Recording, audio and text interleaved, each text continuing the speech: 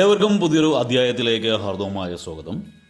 ഈ അധ്യായത്തിൽ നമ്മൾ വിശകലനം ചെയ്യുന്നത് ചിത്തിര നക്ഷത്രത്തിൻ്റെ 2026 ആണ്ട് മെയ് ജൂൺ മാസങ്ങളിലെ ഗുണദോഷ ഫലങ്ങളാണ്. ഈ ചിത്തിര നക്ഷത്രക്കാർക്ക് മെയ് ജൂൺ മാസങ്ങളിൽ ഫസ്റ്റ് ടൈം തന്നെ അത്ര ഗുണകരമായിട്ട് പറയുന്നില്ല. അതിന് സെക്കൻഡ് ഹാഫോടുകൂടി കാലം കുറച്ച് അനുകൂലമാകുന്നതാണ്. ഇതിലെടുത്ത് പറയേണ്ടത്, നിങ്ങൾക്ക് ഉറ്റ മിത്രങ്ങളുടെ ഒരു ചതി മനോവിഷമത്തിന് ഇടവരുത്തുന്നതാണ്. അത് ചതിയാവണമെന്നില്ല, അവർ ചെയ്യുന്ന ചില പ്രവൃത്തികൾ നിങ്ങൾക്ക് തലവേദനയായി മാറുന്നതാണ്. അതേ തുടർന്ന് നിങ്ങൾക്ക് ധാരാളം മനസ്സങ്കടം ഉണ്ടാവും.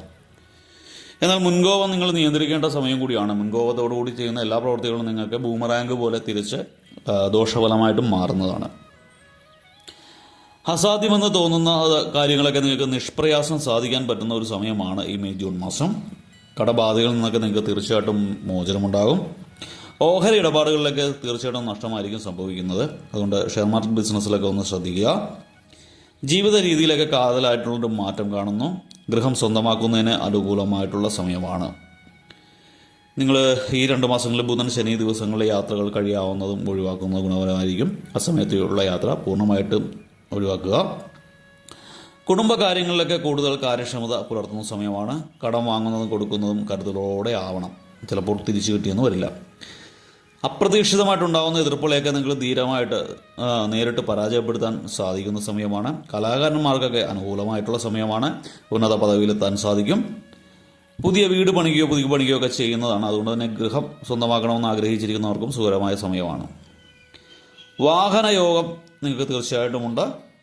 അതുപോലെ വിദ്യാർത്ഥികൾക്കൊക്കെ മത്സര പരീക്ഷകൾ വിജയം സുനിശ്ചിതമായിട്ടുണ്ടാകും. ആലോചന കൂടാതെയുള്ള പ്രവൃത്തികൾ അപവാദത്തിന് ഇടവരുത്തുന്നതാണ്. അതുകൊണ്ട് ഏത് കാര്യവും നന്നായിട്ട് ആലോചിച്ച്, അല്ലെങ്കിൽ എക്സ്പീരിയൻസ് ഉള്ളവരുമായിട്ട് ആലോചിച്ചിട്ട് മാത്രം ചെയ്യുക.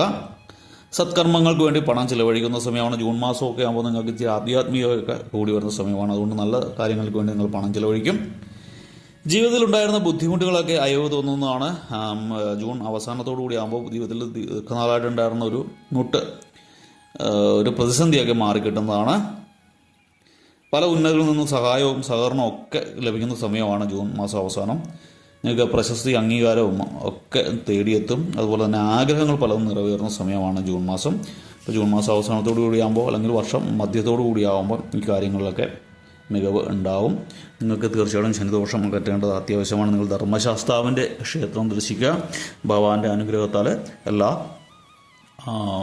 ദോഷഫലങ്ങളും മാറുന്നതാണ്. അപ്പോൾ ശനിയാഴ്ച കഴിയാവുന്ന എള്ളുപായസം, എള്ളുകിഴി, നീരാഞ്ജനം, ഭഗവാന് കടും നീല ഉടുപ്പുകൾ ധരിക്കുക ഒക്കെ ചെയ്യുന്നത് ഗുണകരമാണ്. തീർച്ചയായിട്ടും ധർമ്മശാസ്താവിൻ്റെ മുല്ലപ്പൻ്റെ ക്ഷേത്രം ദർശിച്ച് ഭഗവാന്റെ കാൽക്കൽ അഭയം പ്രാപിക്കുക.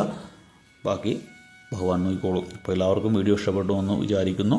വീഡിയോ ഇഷ്ടപ്പെട്ടാൽ ലൈക്ക് ചെയ്യുക.